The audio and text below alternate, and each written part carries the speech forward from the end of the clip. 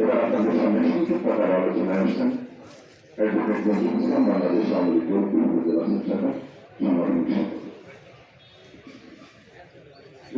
সম্পাদক।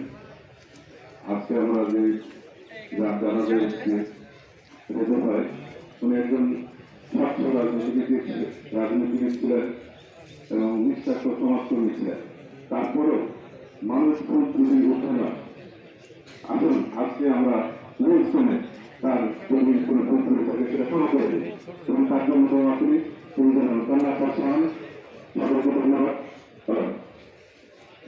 বাংলাদেশ আওয়ামী লীগ নির্বাচন সংবাদ। ধন্যবাদ। এবার আপনাদের সামনে সংক্ষিপ্ত আকারে আলোচনায় আসুন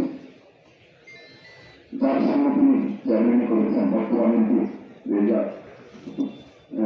চৌধুরী রেজাউল হক চৌধুরী এমপি সাহেবের সঙ্গে তিনি চেয়ারম্যান করেছেন। এগুলো মানুষ সাবেক উপজেলা চেয়ারম্যান তার সঙ্গে চেয়ারম্যান করেছেন।